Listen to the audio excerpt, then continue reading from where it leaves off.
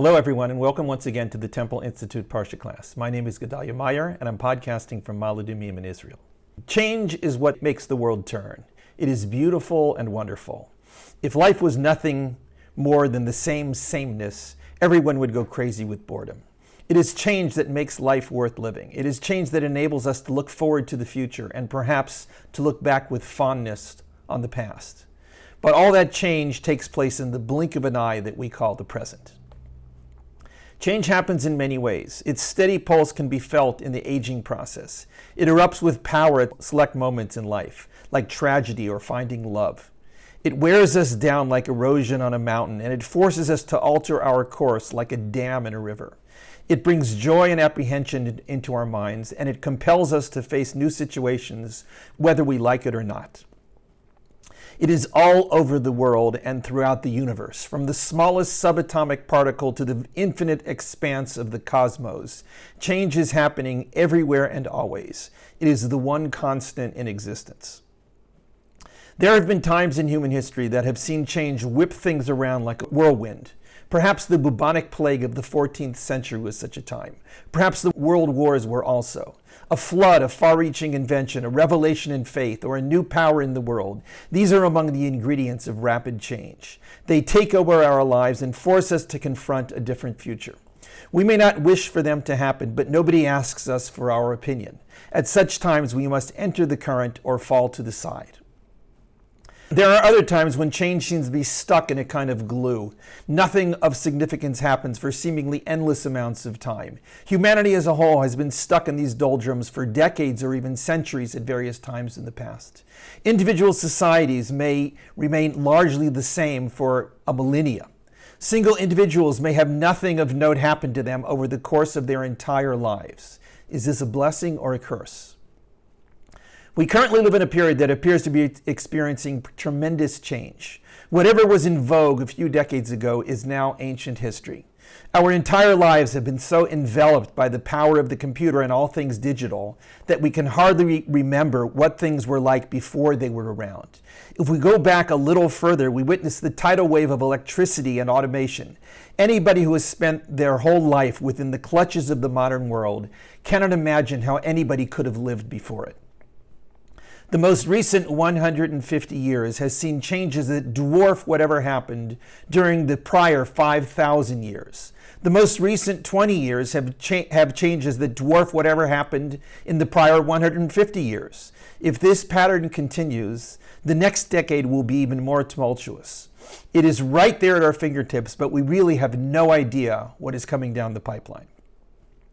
Many people would say that all this change is good. It is the steady path of progress, making our lives easier and more productive. We no longer rely on animals for transport, and we no longer drink germ-filled water from a well. We have more food than our 19th century ancestors could have dreamed of, and we can do things to the body that they couldn't even imagine. This has all come as a result of modern technology, the force of change that makes nature look plodding in comparison. It is our guide into the future, and it will steer the course of our attitudes. But we don't know where all this is going. We don't know if something as simple and as natural as the male and female sexual orientations will survive the next century. We don't know if death will be a thing of the past, or a sought-after release from whatever brave new world we find ourselves within. We don't know what we will eat, or whether our planet will be inhabitable, or if our minds will continue to be the private universes that we have always known. Whatever fears and apprehension we may feel about all this are utterly irrelevant to the inevitable power of change. We could hold on to the past like one caught in a flood grabs a hold of a rock or a pillar, but in the end, it will drag us along. This week's Parsha is called Ki Teitzei. Those two words mean when you go out, an opening to instructions before going out to war. Surprisingly, the commandment at hand has nothing to do with war strategies or weapons or rules of victory or defeat. It concerns the possibility of capturing women in the war and how to treat them. While this might seem the height of barbarity to modern ears, it was an essential feature of war in ancient times. Rape and wanton killing were among the many necessities of battle up until modern times. This particular commandment actually puts limits on how this could be done. It required waiting a month to give the captive woman a choice of entering the Israelite nation. Following this is a parsha's worth of seemingly random laws dealing with almost every imaginable situation. There are laws of marriage, divorce, raising children, and inheritance. There are rules about building houses and harvesting crops, allowing foreigners to become Israelites, and prostitution. The list goes from interest on loans to field workers to remarriage to kidnapping in the blink of an eye. There is even something about shooing away the mother bird before taking the eggs from the nest, right in between laws that have absolutely nothing whatsoever to do with birds or nests. It's a kind of biblical roller coaster that takes us through the various rules and rituals that were deemed essential for ancient Israelite society. This is the last of 3 consecutive parshas that make up the middle third of the book of Deuteronomy, which are really just lists of laws. The first third of the book is a review of Israelite history with all its essentials. The last third sets the course for the Israelite future. The middle third paints a kind of legal and ritual picture of what life was like in the biblical Holy Land. Right in the middle of all that, and right next to that thing about the bird's nest, is a single verse that is extremely easy to miss. It doesn't seem to say much at all, and it probably was taken for granted by everyone who read this book until very recently. The verse reads, quote, "A man's garment shall not be put on a woman, and a man shall not wear a woman's garment. For whoever does such things is revolting to HaShem your God." Compared to a good deal of what is found in this parsha, this one seems pretty innocuous. Previous generations might have wondered why it was necessary to impose such a rule. This was the way that everybody dressed anyway. This is such a simple rule that it's difficult to imagine that there isn't something deeper going on behind the lines. But as far as we can tell, this is all there is. It is simply saying that a man shouldn't wear a woman's clothing and a woman shouldn't wear a man's. That's all there is to it. While there may not be much that can be added to this from a biblical or rabbinic standpoint, there is much that can be said about it in regards to modern society. This simple rule, which was followed without question for thousands of years to a degree that was almost never questioned and drew almost no rabbinic attention, is literally a powder keg when thrown into the modern world. It's a good bet that the thing about the captive women in war would generate less controversy today than this would. That one is just ancient and primitive sounding and easy to dismiss as some biblical anachronism. This, in spite of its non-threatening tone, cuts right to the core of everything that the modern world holds dear.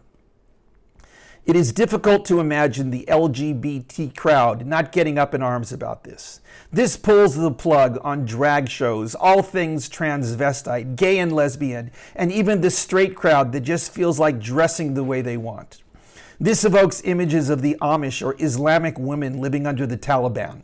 How would any rabbi even begin to address this commandment in a modern egalitarian synagogue? As soon as the first words came out of his or her mouth, there would be indignant protest. Everything is at stake here, from basic freedom of expression to sexual status in society to the role of gender in human beings.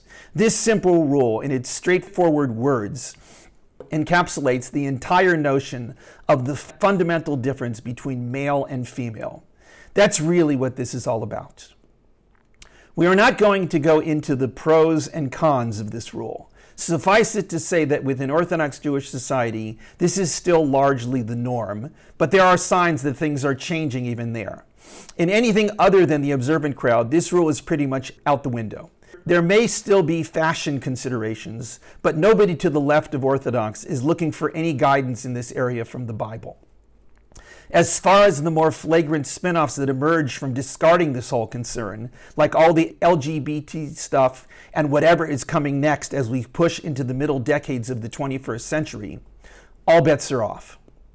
There is a direct correlation between disregarding this fundamental distinction between the sexes and casting off everything else that has to do with gender and sex. To some, this is a sign of liberation. All those social straitjackets were nothing but useless change that held us back for thousands of years. To others, this is where the battle lines must be drawn.